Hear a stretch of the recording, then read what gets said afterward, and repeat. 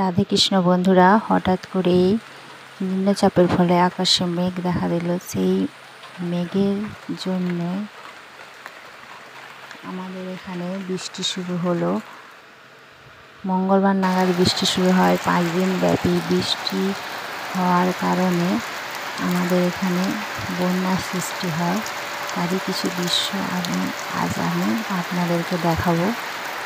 এখনও বৃষ্টি হচ্ছে, বৃষ্টি পড়ে যাচ্ছে। 40 মিনিট ধরে এই বৃষ্টিটা হয়। 40 মিনিট বৃষ্টি হওয়ার ফলে আমাদের এখানে যে বন্যা হয় তারই কিছু দৃশ্য আপনাদেরকে দেখাবো। বৃষ্টিটা খুব জোরেই হচ্ছে।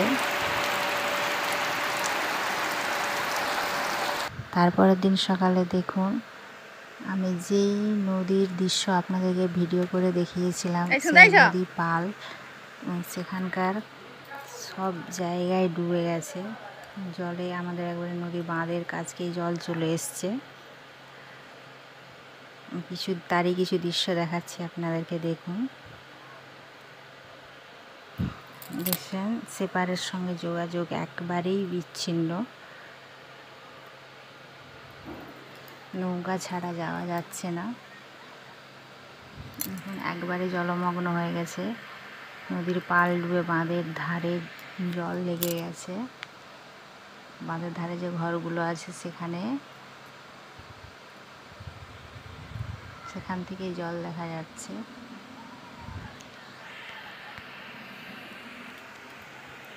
কিছুদিন এই যে ওইখানে যে তাল গাছটা দেখছেন, ওখানে নৌকা বাঁধা ছিল, তারই ভিডিও আপনাদের আগে দেখিয়েছি। দেখুন, ডুবে গেছে। ওখানকে যাওয়াই যাবে না।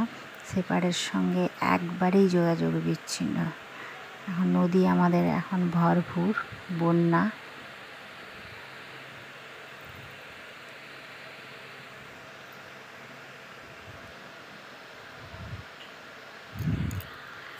আমাদের এখানে বন্যা পরিস্থিতিগুলো লক্ষ্য করে দেখুন একটু।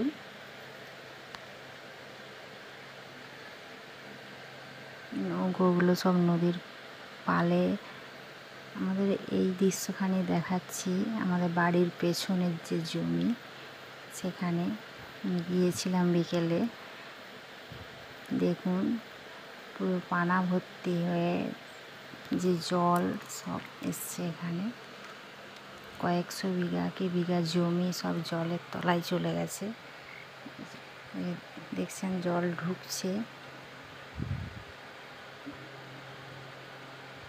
দেখুন, মাঠে জল ঢুকছে, বাঁধের এপার থেকে ওপারে। বড় বড় গাছগুলো দেখছেন, ওগুলো পাট গাড়িতে জল ঢুকছে। দেখুন, মাঠকে জল ঢুকে জলমগ্ন হয়ে গেছে এলাকা। বাঁধের এপার সেপার জল আর বের হতে আর 2-3 হাত বাকি। আর 2 দিন টানা বৃষ্টিপাত হলে খুব বড় সড়োই একটা বন্যা হয়ে যাবে। আমাদের এখানে বন্যা পরিস্থিতি দেখলেন তো কেমন। এখানে কোনো চাষই হয় না।